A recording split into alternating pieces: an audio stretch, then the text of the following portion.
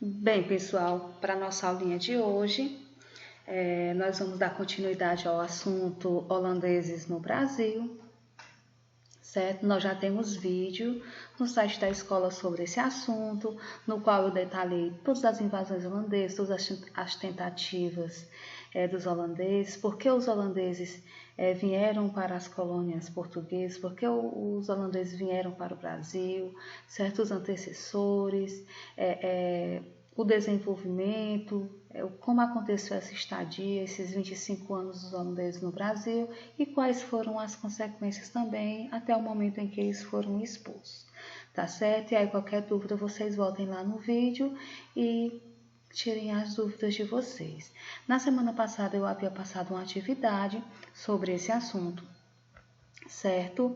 E nessa semana a nossa prioridade vai ser fazer a correção dessa atividade, certo? E aí vocês abram o livro de vocês, certo? Para a gente revisar esse assunto, corrigindo essa atividade.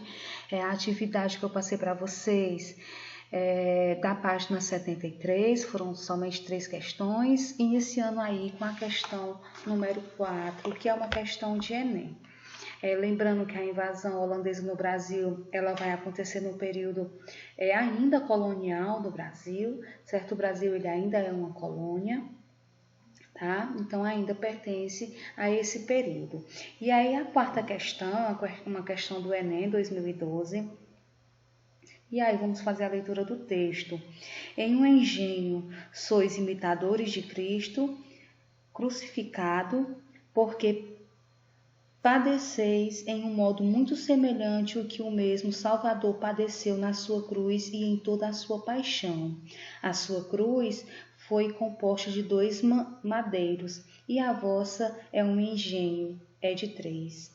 Também ali não faltaram as canas, porque 2 vezes entraram na paixão, uma vez servindo para o cetro de escânio e outra vez para a esponja em que lhe deram o ferro. A paixão de Cristo, parte foi de noite sem dormir, parte foi de dia sem descansar, e tais são as vossas noites e os vossos dias. Cristo despido e vós despidos, Cristo sem comer e vós famintos, Cristo em tudo maltratado e vós maltratados em tudo. Os ferros, as prisões, os açoites, as chagas, os nomes afrontosos, de tudo isto se compõe a vossa imitação, que se for acompanhada de paciência, também terá merecido de mérito. E aí nós temos aí o texto de Vieira, um sermão, certo? E esse texto aí foi adaptado. O trecho do sermão do padre Antônio Vieira estabelece uma relação entre a paixão de Cristo e a atividade dos comerciantes de açúcar nos portos brasileiros, certo? Vamos lembrar que essa questão é uma questão de interpretação textual.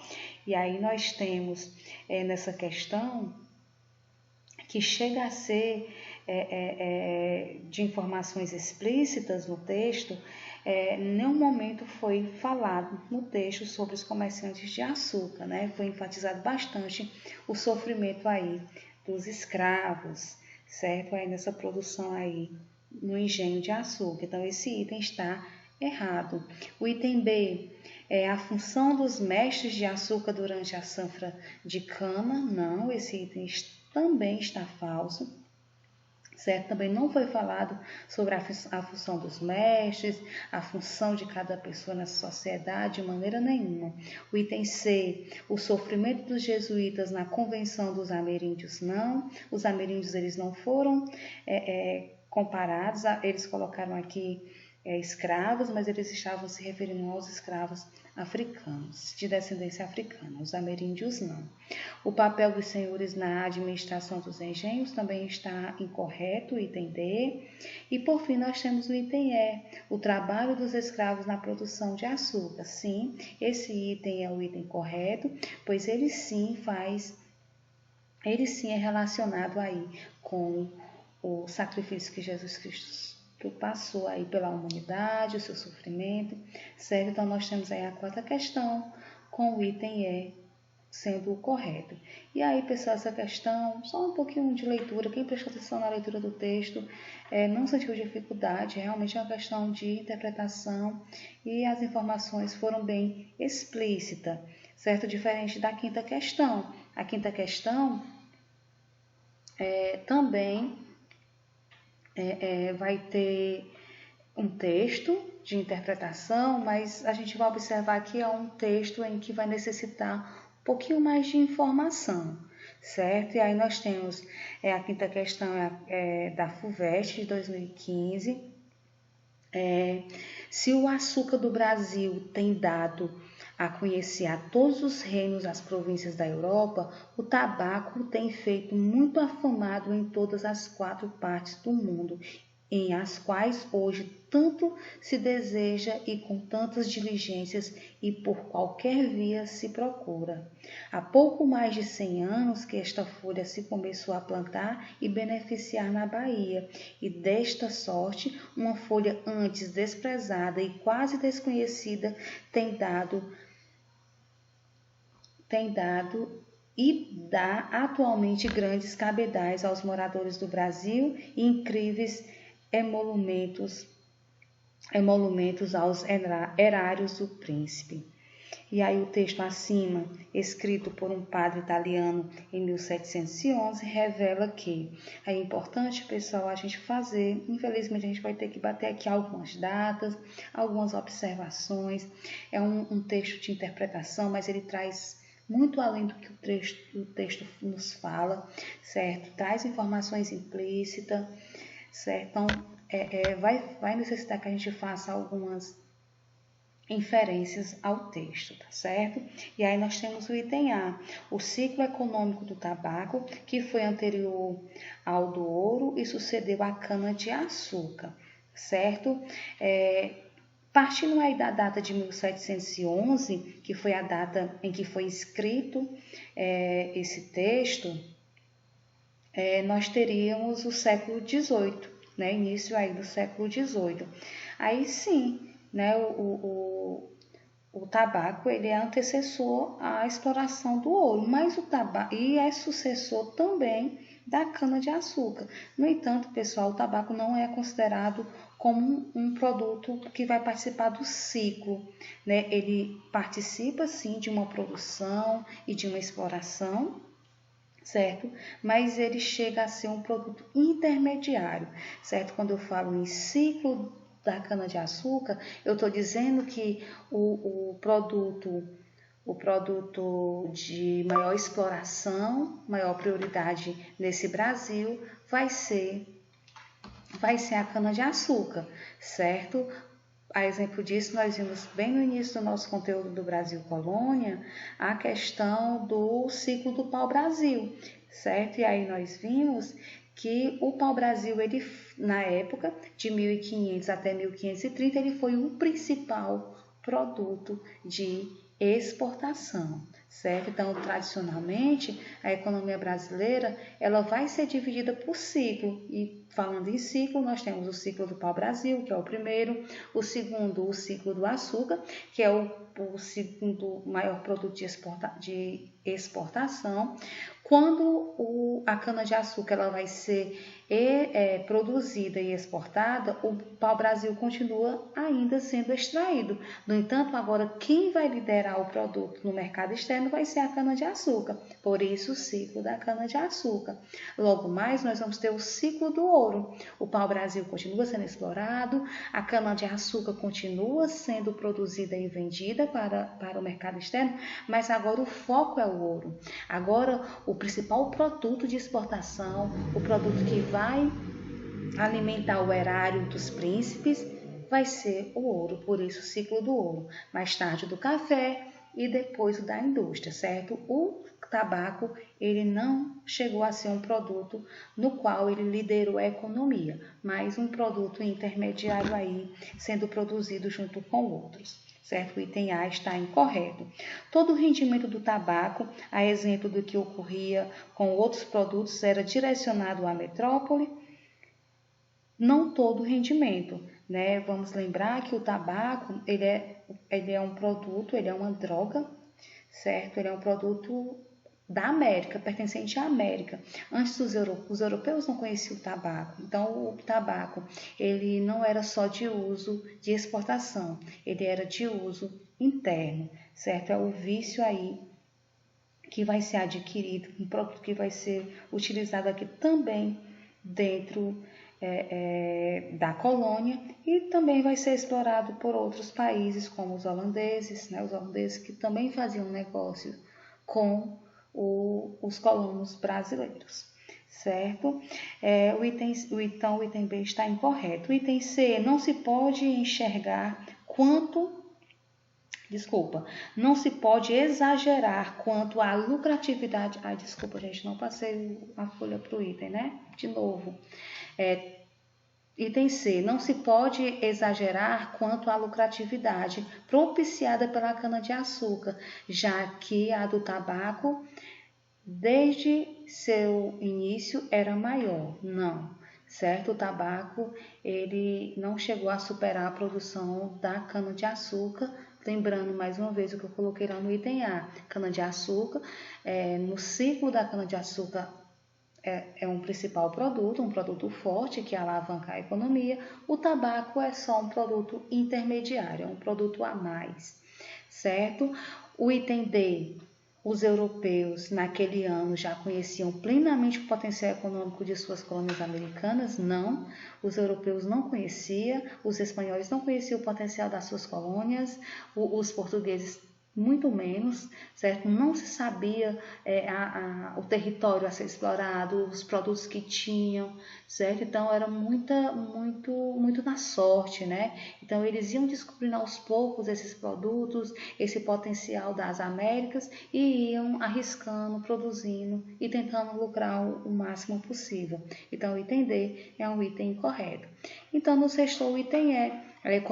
A economia colonial foi marcada pela simultaneidade de produtos, cuja lucratividade se relacionava com sua inserção em mercados internacionais. Sim, certo? É o item mais correto, porque ele vai falar aqui da simultaneidade de produtos, certo? Apesar de eu ter o ciclo do pau-brasil, apesar de eu ter o ciclo da cana-de-açúcar, tem outros produtos também sendo produzidos, certo? E aí quando ele coloca aqui, está relacionado à lucratividade apenas quando ele é lançado no mercado internacional? Sim, certo?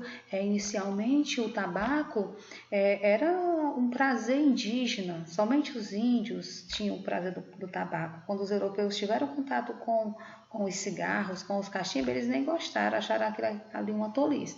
Mas aos poucos, com o convívio com os índios, com o convívio com a cultura americana, eles passam a desfrutar dos prazeres do fumo, né, do tabaco.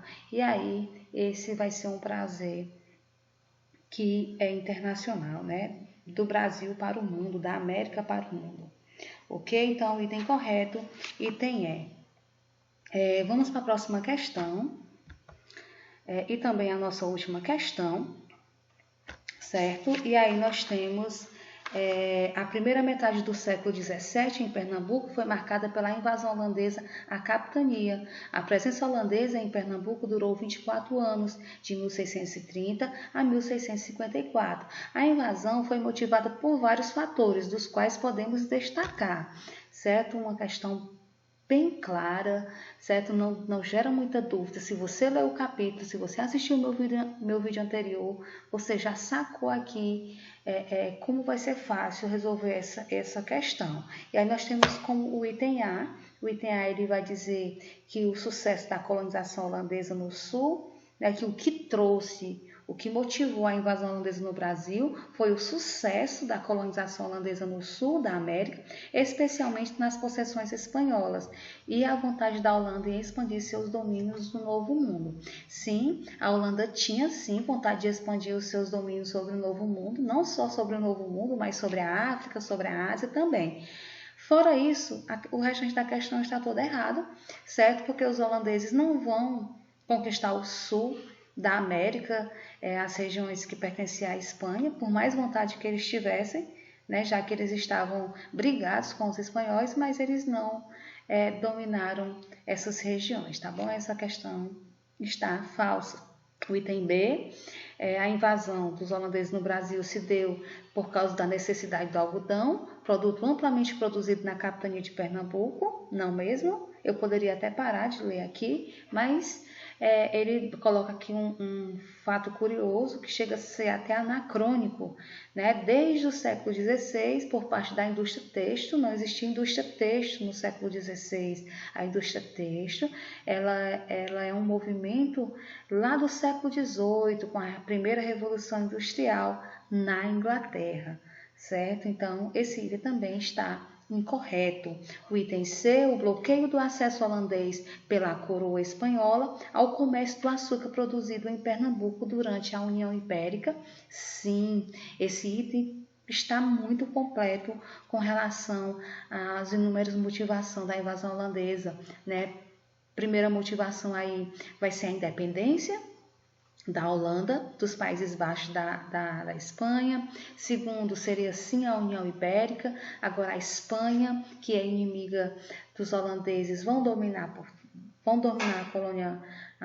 as colônias portuguesas. Então, os holandeses vão invadir essa região, já que estavam com muita raiva também, porque os espanhóis haviam bloqueado seu comércio nas Américas, nessa região. Vamos lembrar que a Espanha dominava na União Ibérica toda a América do Sul, a América Central e a América do Sul, certo? E aí nós temos o item D, a presença maciça das tropas holandesas na Bahia desde 1625. Não, em 1625 sim, vai acontecer uma invasão na Bahia, mas essas tropas não eram maciças, né? Não era todas as tropas holandesas que foram invadir a Bahia de maneira nenhuma, certo? Foi uma esquadra, né? Um determinado grupo para invadir, na verdade foi para tentar invadir a Bahia, né? Era mais como uma sondagem mesmo. O item E, os interesses dos comerciantes e senhores de engenho locais em comercializar com os holandeses em detrimento dos portugueses. Essa questão está até certa, até a vírgula, né? Eles tinham sim interesse de comercializar com os holandeses, os comerciantes, mas não em detrimento aos portugueses, ou seja, não para prejudicar os portugueses.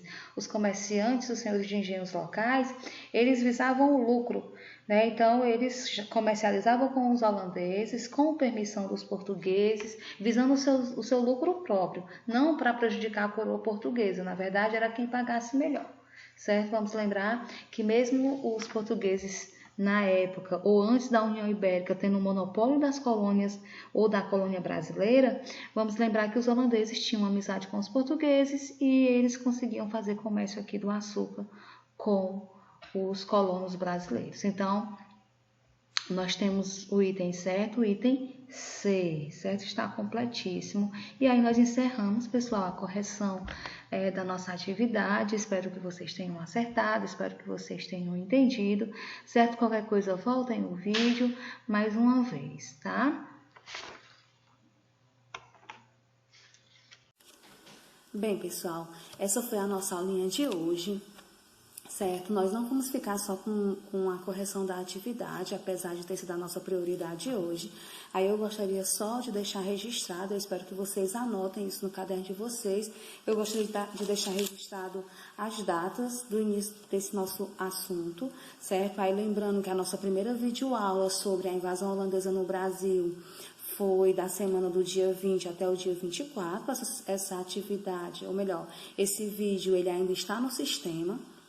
Certo? Qualquer dúvida sobre esse assunto, acessem lá o vídeo novamente, certo? Na semana passada, do dia 4 ao dia 8, foi enviado no sistema Aluno Online uma atividade sobre esse assunto, né? A ideia é que vocês exercitassem mesmo, a ideia é que vocês questionassem, tivessem dúvida, para que agora, nesse momento, a gente pudesse estar trabalhando essas dúvidas. E essa semana, do dia 11 ao dia 15, é a nossa correção da atividade, certo? E aí eu espero que nessa correção, nessa aula de hoje, a gente tenha conseguido sanar parte das dúvidas de vocês, certo? Mas eu também preparei Eu selecionei um documentário, eu estava assistindo alguns filmes e alguns documentários sobre o assunto, porque vocês sempre me pedem, Cleo, me indica um filme, né? De vez em quando algum vai lá no privado, lá no WhatsApp, e me pergunta, Cleo, indica um filme, Cleo indica um documentário, alguma coisa sobre esse assunto. E aí eu fico procurando, às vezes, eu não encontro de imediato. Certo? Então, antes de gravar a primeira videoaula, eu já estava assistindo alguns documentários e aí eu encontrei um documentário que é Doce Brasil Holandês, de 2012. É um documentário que vai falar sobre identidade, sobre origens familiares, sobre legado, sobre tipos de visões, sobre política também, um pouco da política, tanto atual, a política que vai se estabelecer lá em Pernambuco, atual e também do período colonial, tá certo? Então, após vocês assistirem esse documentário, eu espero que vocês façam algumas reflexões. Então, pessoal, para que vocês possam assistir esse documentário, que é maravilhoso, acessem o link Doce Brasil Holandês de 2012 e aí é só vocês digitarem aí no celularzinho de vocês ou no computador e desfrutarem desses momentos de aprendizado, tá bom? Tchau, até a próxima aula e bons estudos.